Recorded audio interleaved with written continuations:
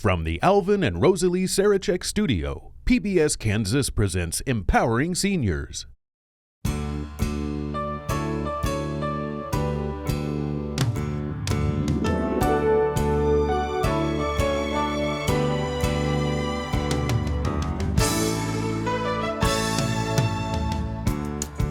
Welcome to Empowering Seniors. I'm your host, Katherine Ambrose. Today we're talking about the final sunset and the earthquake that comes after. We're here with Katherine Ambrose, my daughter, and global trainer Sam Cradduck, who's traveled to Kansas from California to share on this topic. Welcome, ladies. Thank you. Jillian Thank and you. Sam. Thank you for having me. Thank you so much. So, Sam, this is so interesting to have you come here to Wichita and visit with us, and we can share all this good information with PBS Kansas. So now we're talking about what leads up to the final sunset and what happens after. Right. And so let's talk a little bit about that. You know, we know about kind of the ladder of care with home care, home health, palliative, hospice, some of the things that people may have gone through, but now when they're really looking at when things are really getting gritty. Let's visit about that. Right. So you get your diagnosis, and with that diagnosis comes what we call anticipatory grief. Mm-hmm. And we don't talk about that enough, and we don't recognize what that is. And at that point, when there's a bad diagnosis, be it a terminal diagnosis, a cancer diagnosis, a dementia diagnosis, something that's going on, you're all grieving. Everyone's grieving what was, what you want, what you hoped for, what you thought was going to happen. So you're dealing with that. And the thing that we see so frequently is the depression that comes, and that takes away from what's left of the life you've got to live. And so if you recognize that you're grieving, and then you recognize how impactful that is for everyone around, not just you, it's not just about you. You've got family that loves you, so they're grieving with you.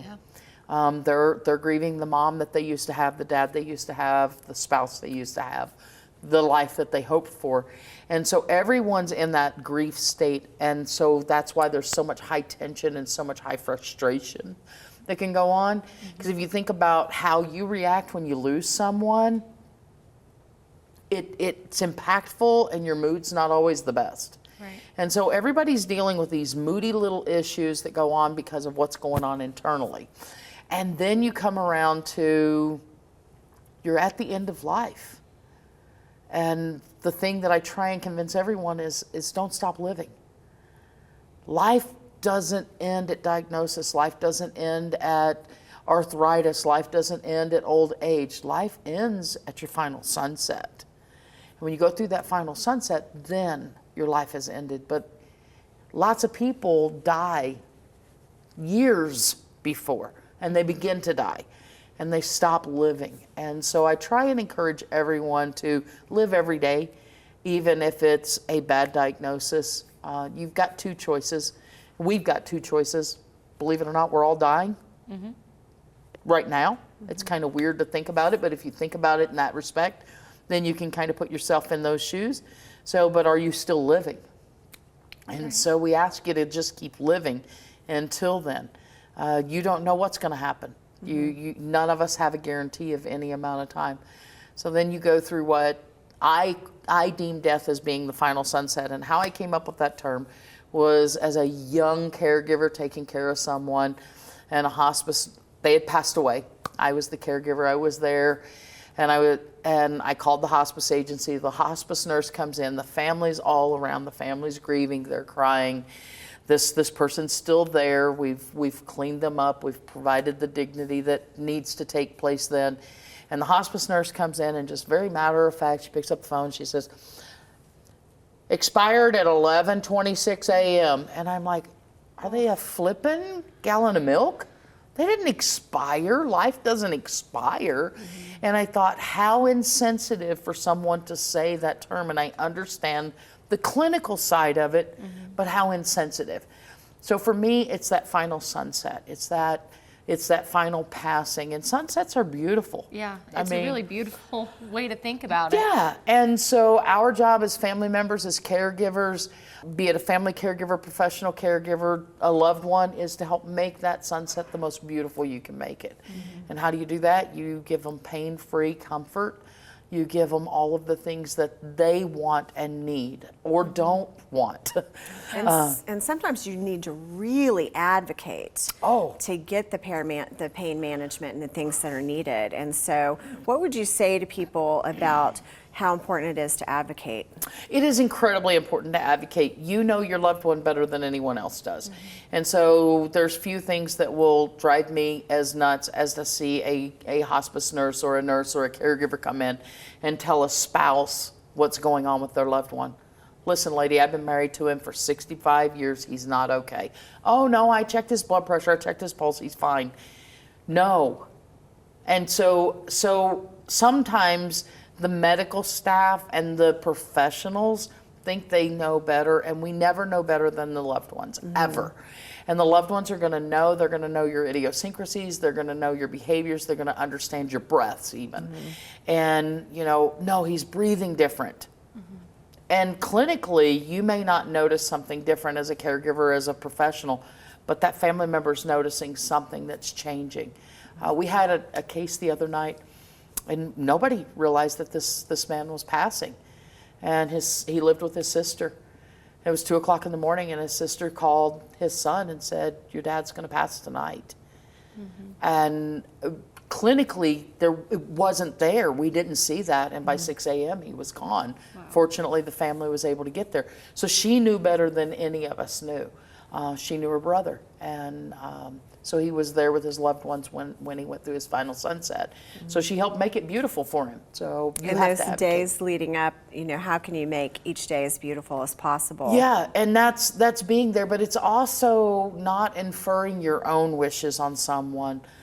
You may think that your death needs to be surrounded with music and a certain type of music. For me, mine better have some sounds in the room.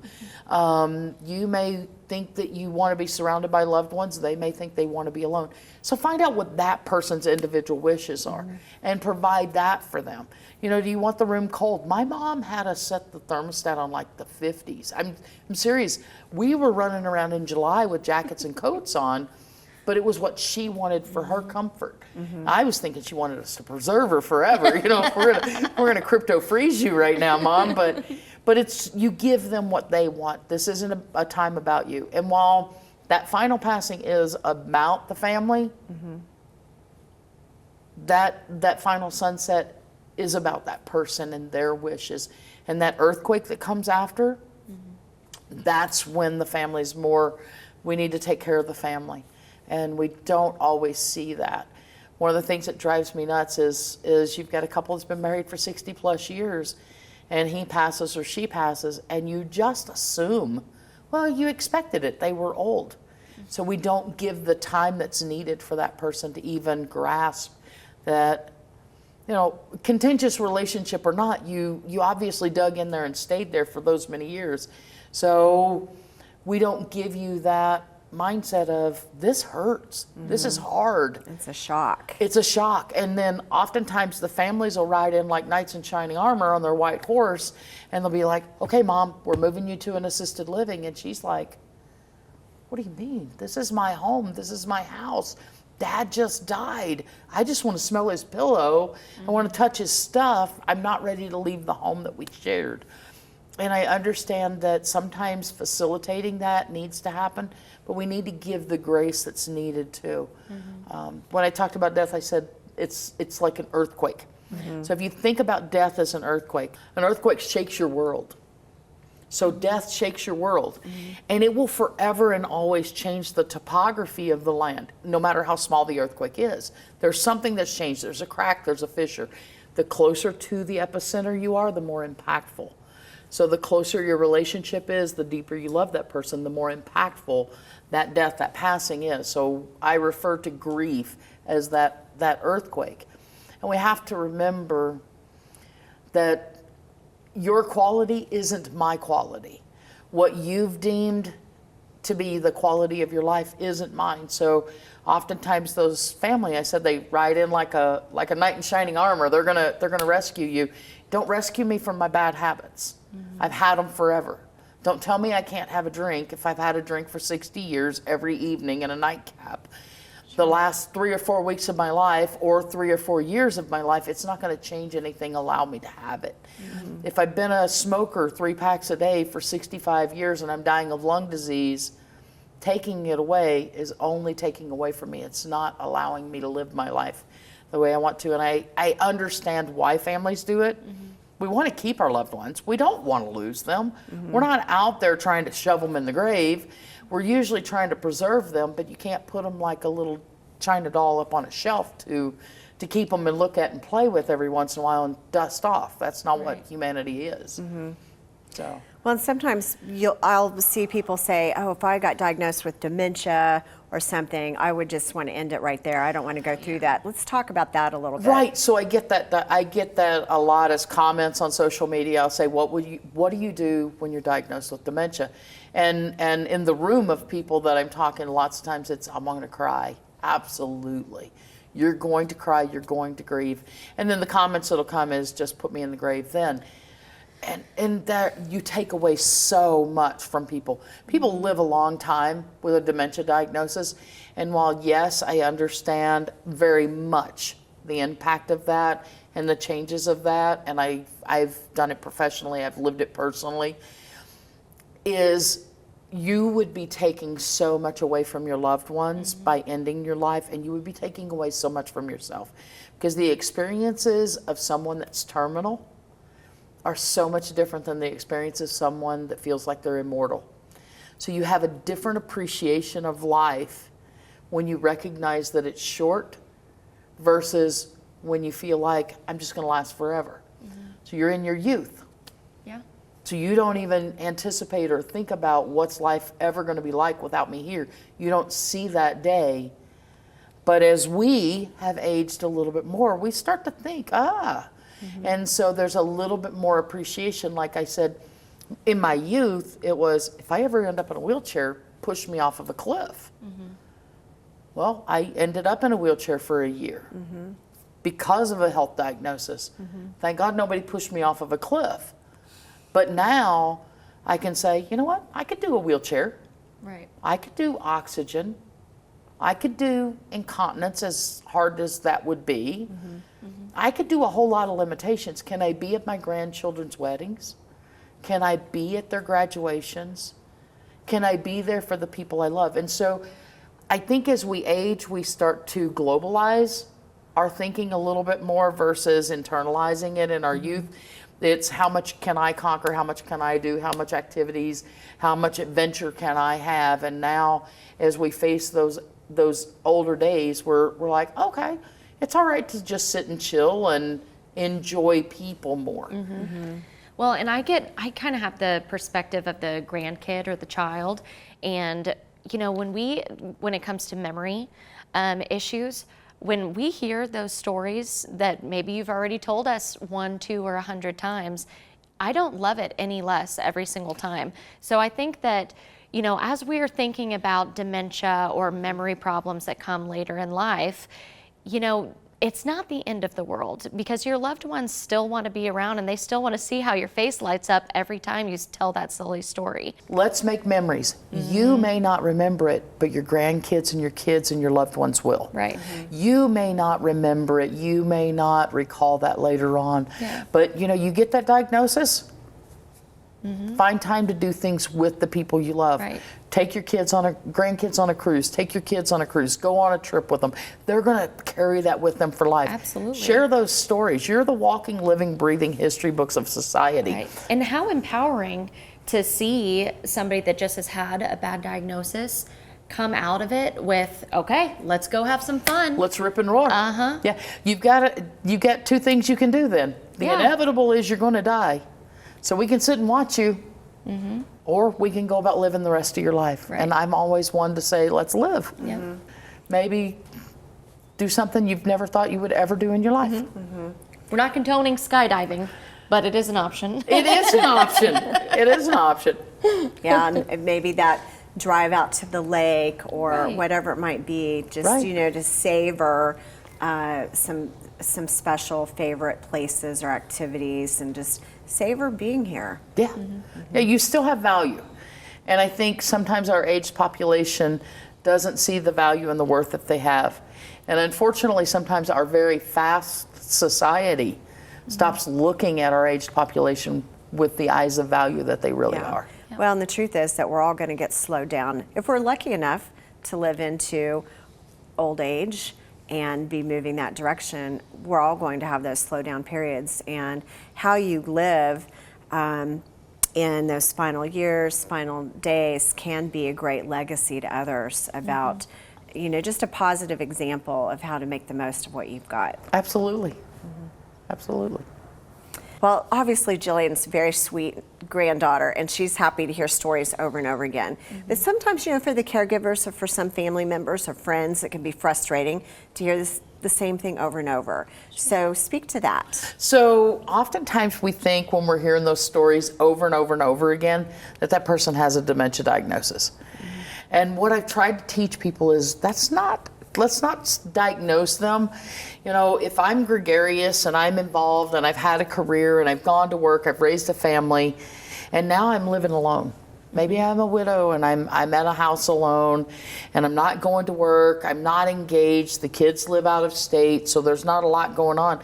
When I get on the phone with you and I'm repeating the 5 things that happened to me that week, it may not mean that I have dementia. It may just simply mean that's all I got to give, and I'm trying to engage and I'm trying to talk to you and I'm trying to give you everything that I've got.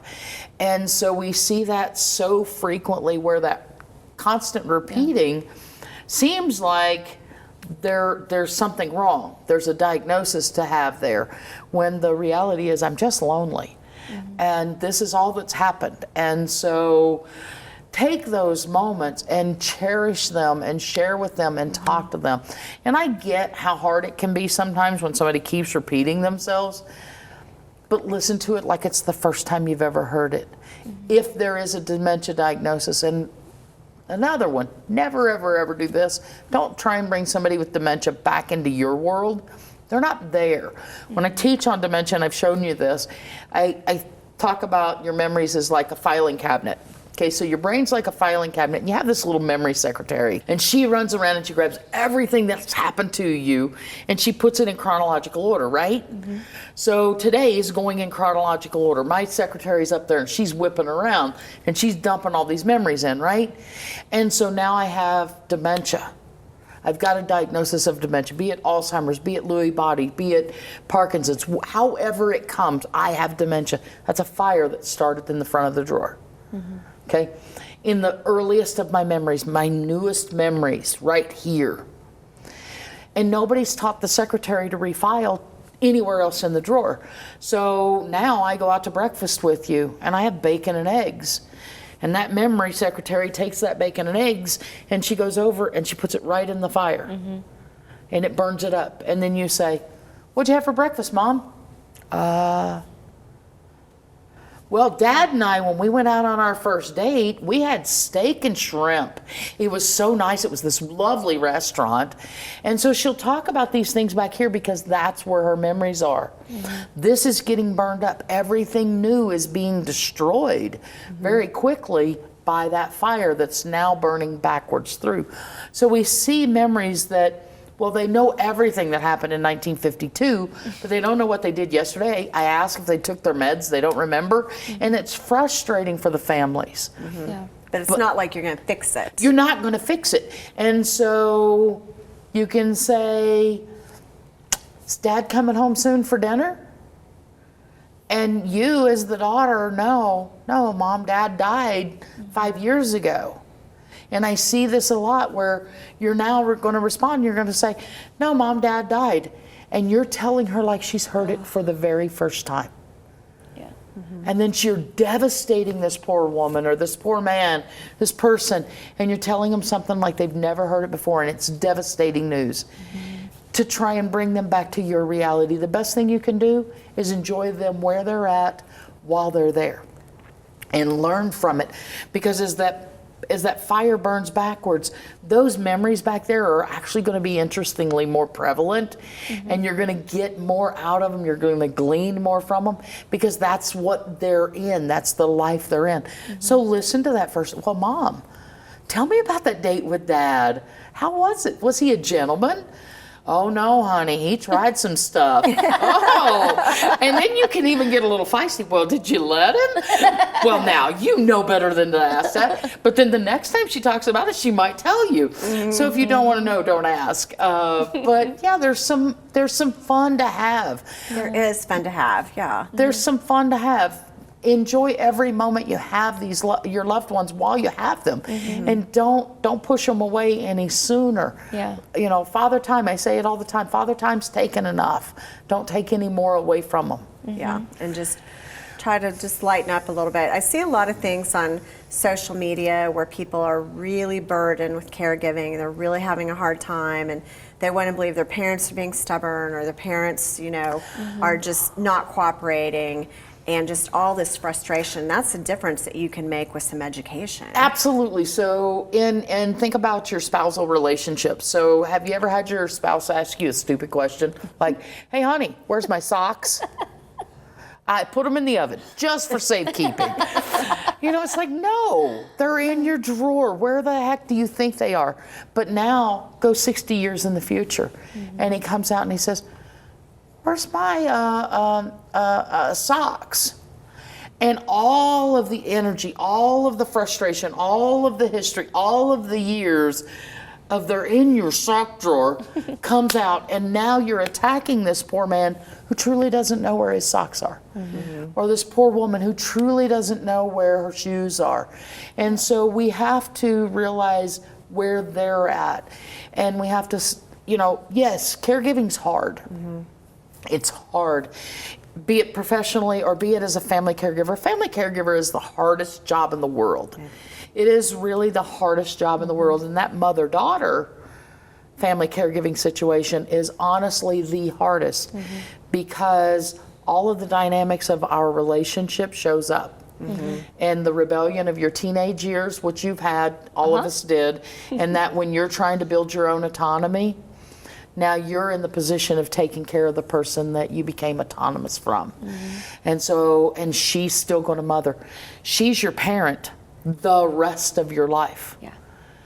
And at some point, too frequently, kids come in and try and parent their parents. And I've said it, we don't need parents. We need somebody that's going to love us and take care of us. So don't try and parent me, don't try and control me, don't try and change me or tell me what to do. Come in and love me where I'm at today, and I might be in a different place tomorrow, but love me there too. And probably try to understand the diagnosis and the condition so Right. you're not as frustrated. Right. And not having regrets on how you treated somebody. Exactly. And it's going to be hard. You're going to walk away from it, and you know, you can say, I wish I had done it this differently, or I wish you can't. Woulda, shoulda, coulda. It's never going to do a darn thing. You're going to do the best you can at the time with the information you have at the time, and you want to pat yourself on the back at the end of every day. You know, as a young mom, I remember laying in the bed at night going, did I do a darn thing today to make them feel good about themselves, or did I just yell and scream? Did I just correct all day? So the reality is I didn't know how to parent. I didn't know how to be a caregiver until I was in those shoes. And so family members don't know until they get there.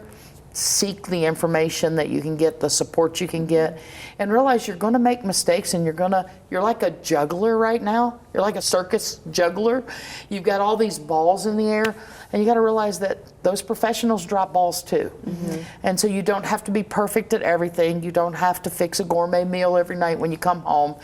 It's okay to stop at a drive-through on the way home to feed the kids because you were just taking care of mom after a long day's work, and you still got a hubby or a wife or a project or a brief or whatever else that you've got to do that night for work.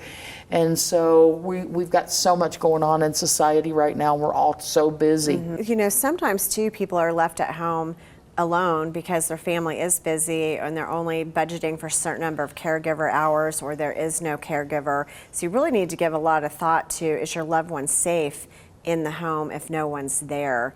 Because the last thing you want is something terrible to happen that you have regrets. There's enough regrets. We hear that all the time. If I wouldn't have treated mom like that about giving up her stuff if I would have known then what I know now. And so you can only do the best you can with the knowledge at the time. Right.